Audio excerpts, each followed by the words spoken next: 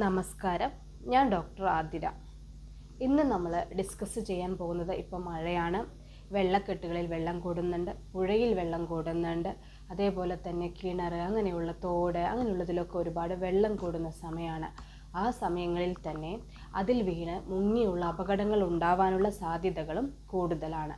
അങ്ങനെ ഒരു അപകടം ഉണ്ടായാൽ, നമ്മുടെ മുന്നിൽ അങ്ങനെ ഒരു അപകടം നമ്മൾ കണ്ടാൽ എങ്ങനെ നമ്മൾ അവരെ ഫസ്റ്റ് എയ്ഡ് കൊടുത്ത് അവരെ രക്ഷിക്കും എന്നാണ് ഇന്ന് നമ്മൾ ഡിസ്കസ് ചെയ്യുന്നത്. പത്രങ്ങളിലും സാമൂഹ്യ മാധ്യമങ്ങളിലൊക്കെ നമ്മൾ കാണുന്നുണ്ട് ഇങ്ങനെ ഉണ്ടായ അപകടത്തിൽ മരണപ്പെട്ടവരുടെയൊക്കെ എണ്ണം ദിനം പ്രതി കൂടി വരികയാണ്. മുതിർന്നവരെന്നില്ല, കുട്ടികളെന്നില്ല, അങ്ങനെ എല്ലാ പ്രായക്കാർക്കും ഇങ്ങനെയുള്ള അപകടം സംഭവിക്കാനുള്ള സാധ്യതകൾ കൂടുതലാണ്. അത് ഒന്നില്ലെങ്കിൽ സാഹസികതയുടെ പുറത്ത് ചാടിയിട്ട് അപകടം സംഭവിക്കാം, ഇല്ലെങ്കിൽ അബദ്ധത്തിൽ വീണിട്ടും നമുക്കിങ്ങനെയുള്ള അപകടങ്ങൾ സംഭവിക്കാം.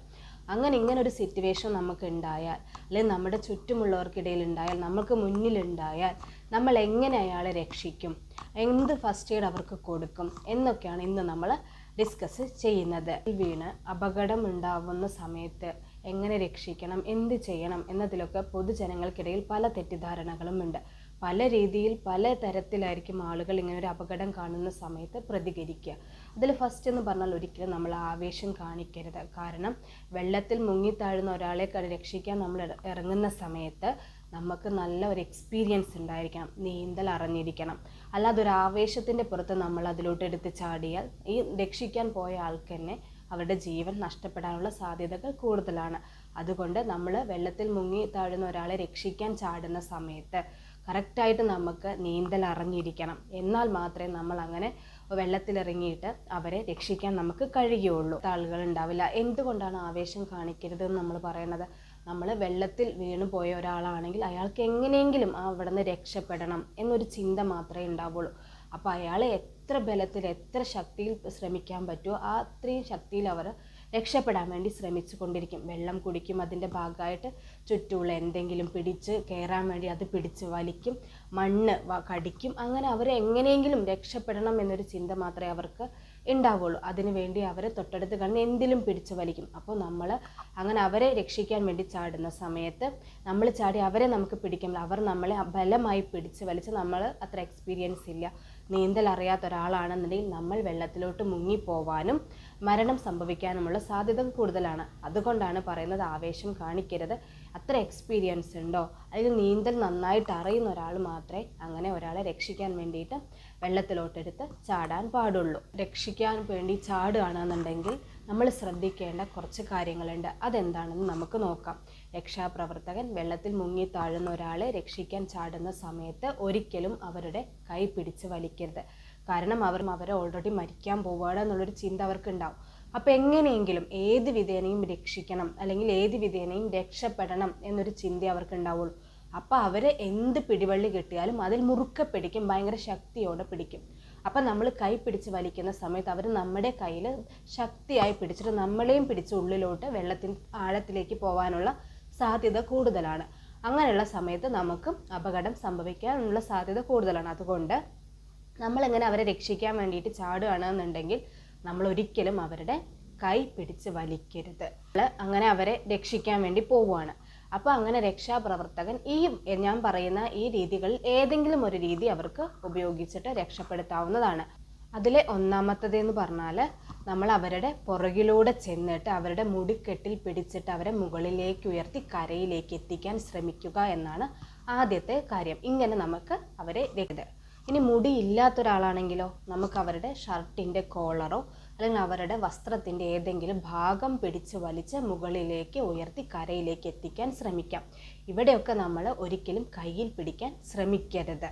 നീന്തൽ പഠിക്കുകയോ കുളിക്കാനോ ഇറങ്ങിയ ഒരാളാണ് ഇങ്ങനെ അപകടത്തിൽ പെട്ടതെന്നുണ്ടെങ്കിൽ നമുക്ക് അവരുടെ കാല് പിടിച്ച് വലിച്ച് മുകളിലേക്ക് ഉയർത്തി നമുക്ക് അവരെ കരയിലേക്ക് എത്തിക്കാൻ വേണ്ടിയിട്ട് ശ്രമിക്കാം. ഇനി ചെറിയ കുട്ടികളാണെന്നുണ്ടെങ്കിൽ നമുക്ക് അപകടത്തിൽ പെട്ടതെന്നുണ്ടെങ്കിൽ നമുക്ക് അവരുടെ കയ്യിൽ പിടിച്ചിട്ട് മുകളിലോട്ട് വലിച്ചിട്ട് കരയിലേക്ക് എത്തിക്കാം. ഈ രീതികളൊക്കെ നമുക്ക് ശ്രമിക്കാം. അല്ലാതെ ഒരിക്കലും നമ്മൾ കയ്യിൽ പിടിച്ച് വലിക്കരുത്. കാരണം നമുക്ക് അപകടങ്ങൾ ഉണ്ടാവാനുള്ള സാധ്യത, ആരാണോ രക്ഷിക്കാൻ പോകുന്നത് അവർക്ക് അപകടങ്ങൾ ഉണ്ടാവാനുള്ള സാധ്യതകൾ കൂടുതലാണ്. ഇനി നമ്മൾ അവരെ കരയിലേക്ക് എത്തിച്ചാൽ എത്രയും പെട്ടെന്ന് തന്നെ അവരെ ഹോസ്പിറ്റലിൽ എത്തിക്കുക. ഇനി അവർക്ക് ബോധമില്ല എന്നുണ്ടെങ്കിൽ നമ്മൾ ഉടൻ തന്നെ നമുക്കറിയാം CPR കൊടുക്കുക. CPR കൊടുത്തിട്ട് നമ്മൾ എത്രയും പെട്ടെന്ന് അവരെ ഹോസ്പിറ്റലിൽ എത്തിക്കുക. തെറ്റിദ്ധാരണയാണ്, പലർക്കുമുള്ളൊരു തെറ്റിദ്ധാരണയാണ്, നമ്മൾ വെള്ളത്തിൽ നിന്ന് മുങ്ങി താഴ്ന്ന ഒരാളെ രക്ഷിച്ചു, കരയിലെത്തിച്ചു, അവരെ കിടത്തി, അവരൊരുപാട് വെള്ളം കുടിച്ചിട്ടുണ്ട്, നമ്മൾ എന്താണ് ചെയ്യുക? പെട്ടെന്ന് തന്നെ പോയിട്ട് അവരുടെ വയറ് അമർത്തിയിട്ട് വായിലൂടെ വെള്ളം കളയും. അത് വളരെ തെറ്റായ ഒരു പ്രവൃത്തിയാണ് നമ്മൾ ചെയ്യുന്നത്. അങ്ങനെ ചെയ്യുന്നത് വഴി രക്ഷപ്പെടാൻ സാധ്യതയുള്ള ഒരാൾ പെട്ടെന്ന് മരണത്തിലോട്ട് പോകാനുള്ള സാധ്യതകൾ കൂടുതലാണ്. അതുകൊണ്ട് ഒരിക്കലും അങ്ങനെ കരയിലേക്ക് കൊണ്ടുവന്ന് കിടത്തിയ ഒരാളെ നമ്മൾ അങ്ങനെ വയറിൽ ഞെക്കിയിട്ട് വെള്ളം കളയരുത്. പിന്നെ നമ്മൾ എന്താണത് അങ്ങനെ കളയരുതെന്ന് പറയുന്നത്? കാരണം നമ്മൾ അങ്ങനെ വയറിൽ വല്ലാതെ പ്രഷർ കൊടുക്കുന്ന സമയത്ത് ആ വെള്ളം നേരെ തന്നെ നമ്മുടെ ലങ്സിലോട്ട് കയറാനുള്ള സാധ്യതകൾ കൂടുതലാണ്. അഴുക്ക് വെള്ളം ലങ്സിലോട്ട് കയറിയാൽ നമുക്കറിയാം പെട്ടെന്ന് മരണം സംഭവിക്കും. അപ്പോൾ ഒരിക്കലും നമ്മൾ അങ്ങനെ ചെയ്യരുത്. അതൊരു തെറ്റായ ഒരു പ്രവൃത്തിയാണ്. പിന്നെ നമുക്ക് എന്ത് ചെയ്യാം?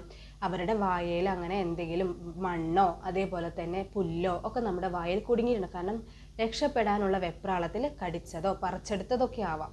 അപ്പോൾ അതൊക്കെ നമുക്ക് വൃത്തിയാക്കി ക്ലീനാക്കി കൊടുക്കാം. ഇനി കരയിലേക്ക് കിടത്തിയാൽ ഛർദ്ദിക്കുന്നുണ്ട് എന്നുണ്ടെങ്കിൽ നമുക്ക് എന്ത് ചെയ്യാം? അവരെ ചരിച്ച് കിടത്താം. ആ ചരിച്ച് കിടത്തുന്ന സമയത്ത് തനിയെ വെള്ളം വായിലൂടെ പുറത്തോട്ട് പോകും. അമിത വെള്ളം വയറിൻ്റെ ഉള്ളിൽ ഉണ്ടെങ്കിൽ അത് നമ്മൾ ചരിച്ച് കിടത്തുന്ന സമയത്ത് വായിലൂടെ പോകാനുള്ള സാധ്യത കൂടുതലാണ്. അപ്പോൾ നമ്മൾ എന്താ ചെയ്യേണ്ടത്? അവരെ ചരിച്ച് കിടത്തിയാൽ മതി, അത്ര നമ്മൾ ചെയ്താൽ മതി. അല്ലാതെ ഒരിക്കലും നമ്മൾ അവരുടെ വയറിൽ പിടിച്ചിട്ട് അമർത്തി നല്ലൊരു പ്രഷർ അവർക്ക് കൊടുക്കരുത്.